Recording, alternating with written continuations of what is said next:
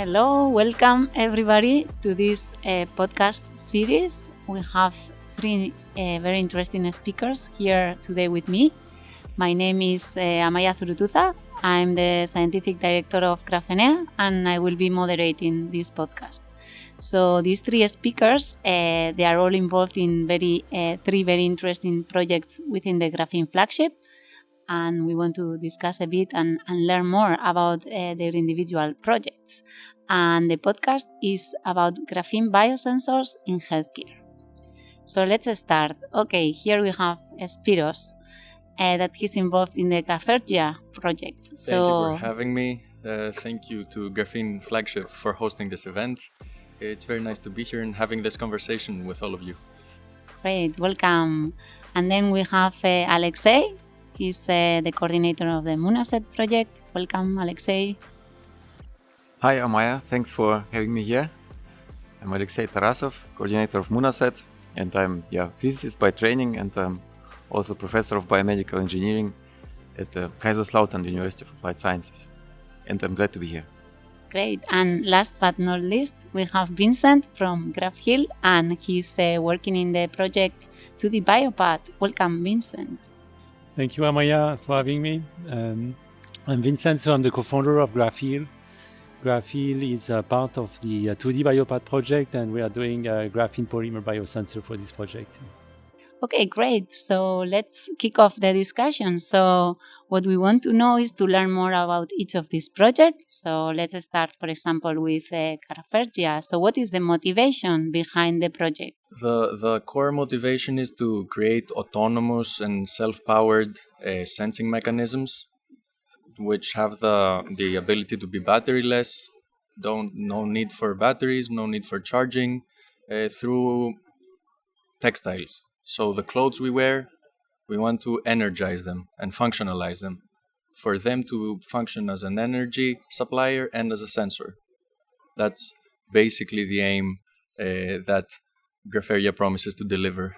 Okay, great. And in the MUNASET project, Alexey, what is the motivation behind the objectives, the aims? So the main motivation in this project is depression. So depression is a big burden for our healthcare. So it's a severe depression which affects more than 20 million people in the European Union. And it's also very costly brain disease. So it's a great burden for patients and for the entire health system. And one problem is that currently there are no blood-based tests to actually help to guide the therapy. So there are therapies available, but they are not really personalized. And it's difficult to find the right therapy for patients. So it's basically based on trial and error approach, which takes months, which is also difficult for the patients and also quite expensive for the entire society.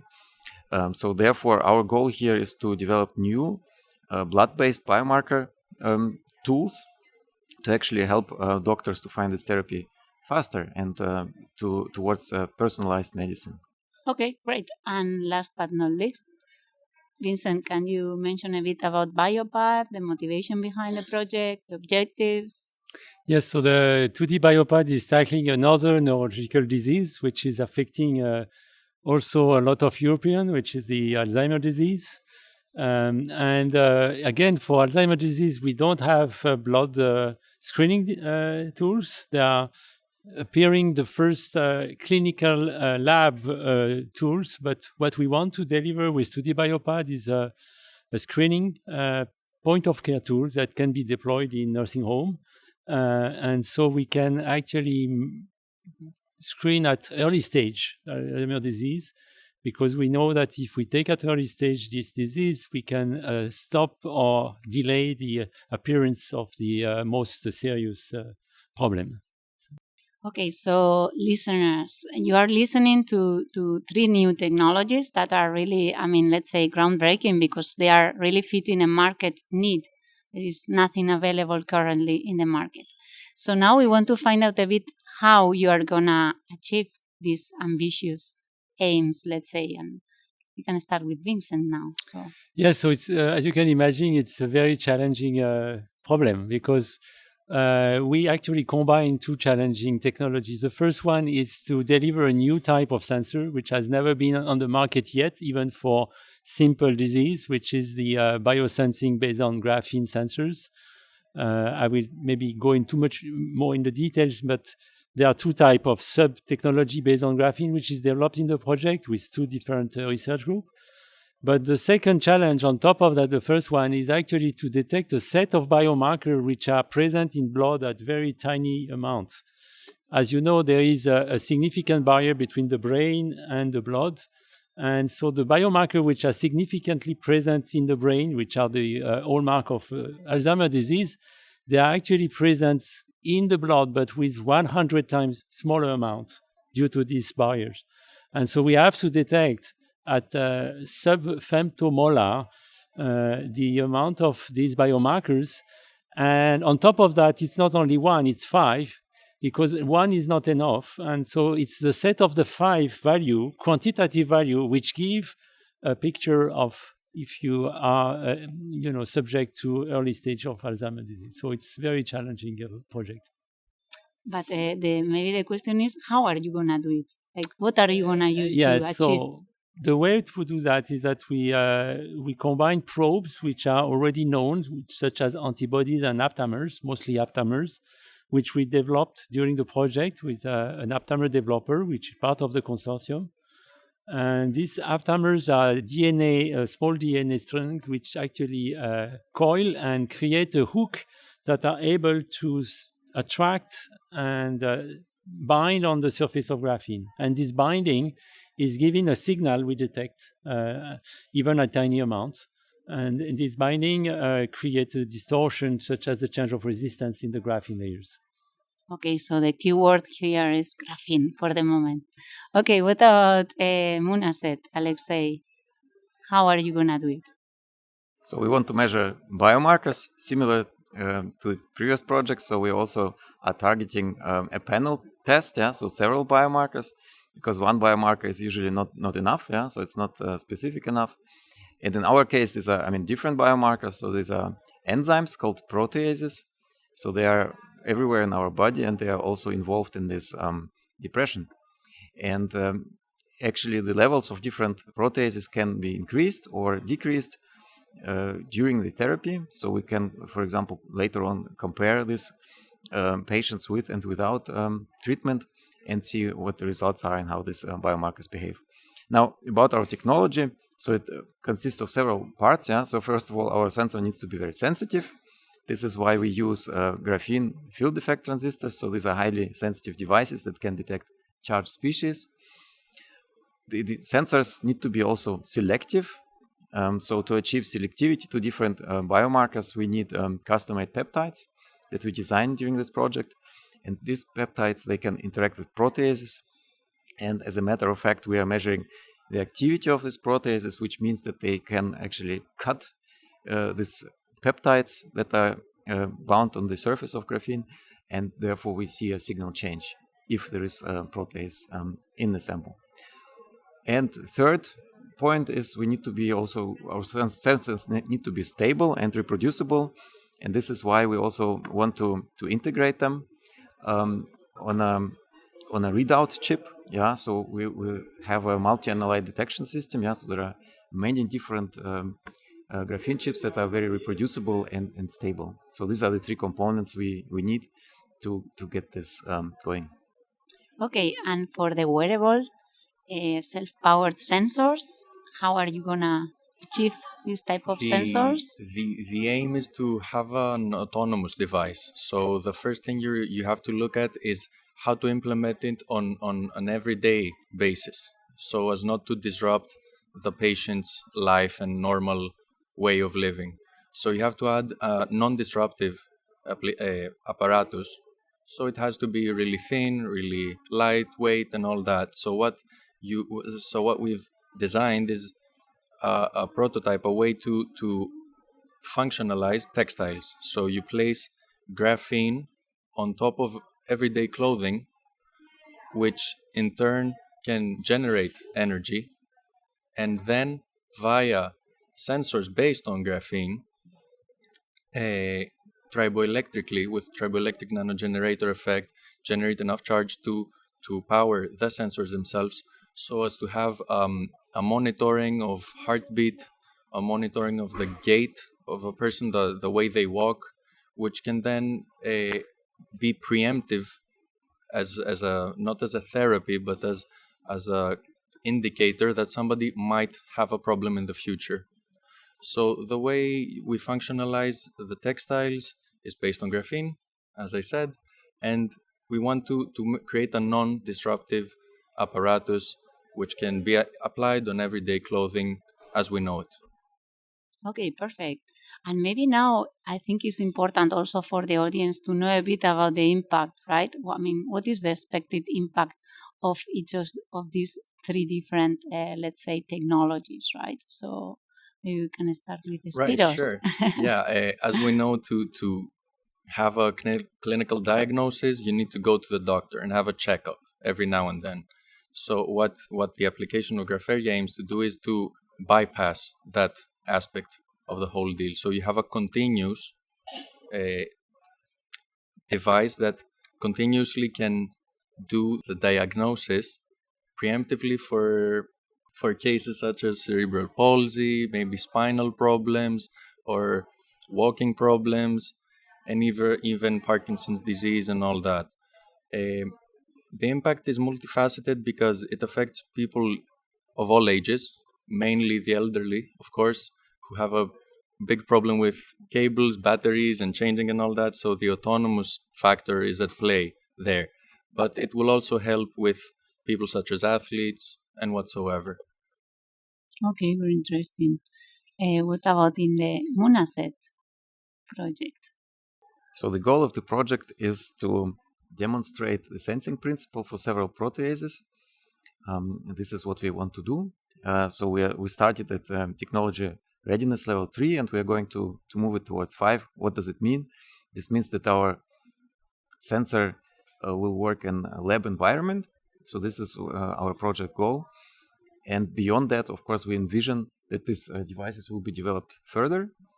In the end, of course, we have our vision is to have a small device, portable device that can be used at the point of care to help doctors monitor the therapy of depression and other psychiatric diseases.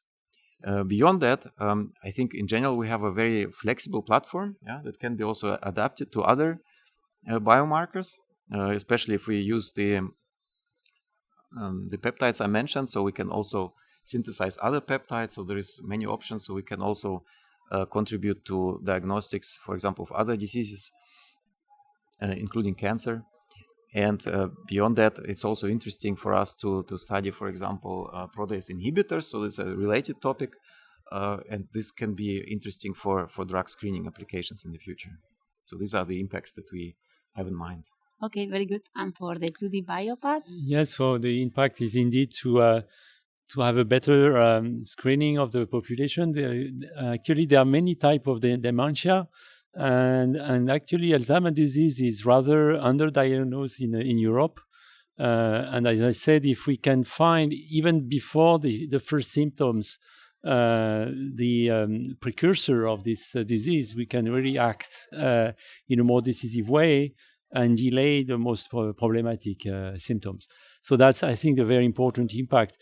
Nevertheless, like in MUNASET, we are in TRL 4 at the moment. At the end of the project, it's going to be 5. We have 2 clinical trials which are scheduled, and the first one is going to happen in 6 months from now.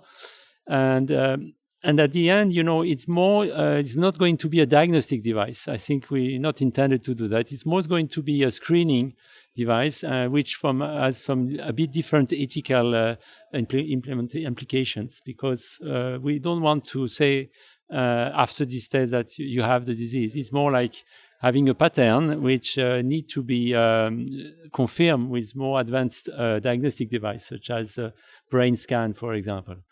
And so that's an important point, because, of course, it's a very serious disease and the ethics has to be considered. Okay, so if I understood correctly, so the idea is also to decrease the regulation burden, right? Correct. So more as a monitoring more than a medical device, right? It's a screening device, even though it's to be marketed in EU, you need to pass the stringent medical device IVD, in vitro diagnostic. Okay. Nevertheless. Okay, and maybe now talking a bit more into the challenges. So, I mean, these projects have been going on for a few years, not many. We still have 1 year to go, right? And so what are the main challenges you have faced during these past years? And what would be the challenges to see this type of, let's say, sensors in patients in the real world? Who wants to jump in? I could, yeah, Okay, sure, for sure. come on. The thing is that, as to reiterate what I said before, our function is to energize clothes, basically. But the thing is that every piece of clothing is different as its substrate. Some are polyester, some are polyethylene, some are whatever you may have. So you have to differentiate the parameters of graphene deposition on each piece of clothing, which will then at a later stage hit the market.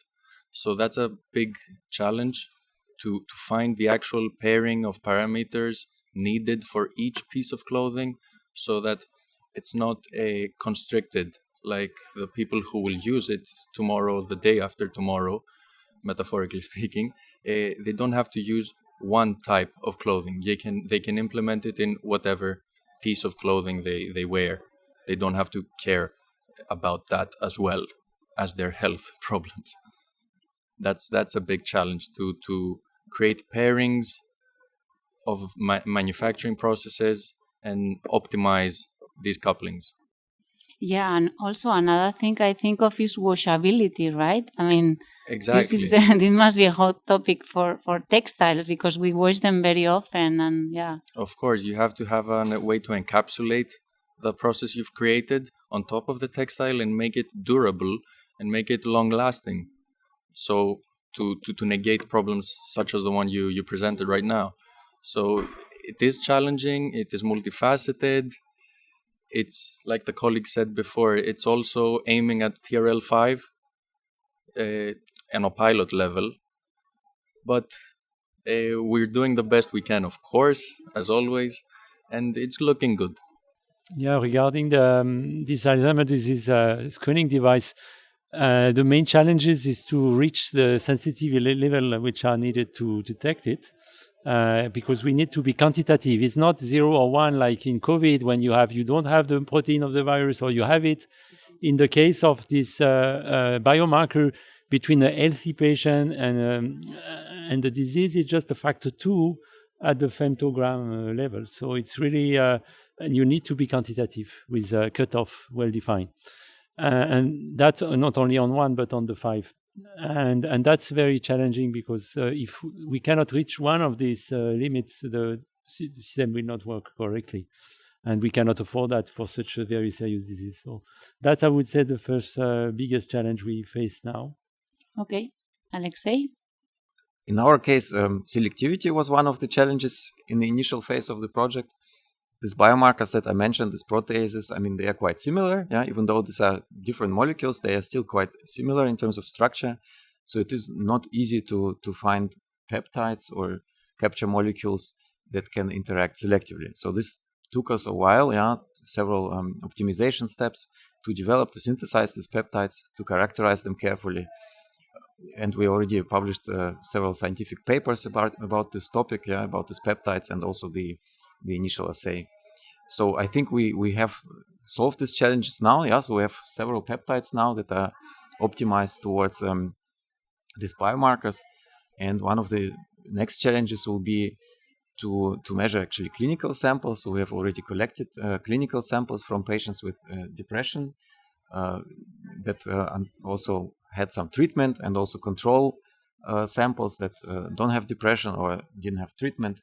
So this is also one of the next steps to characterize carefully these clinical samples with reference methods, with gold standard methods, and then also validate our biosensors using these clinical samples. So this is one of the next challenges we face in this project.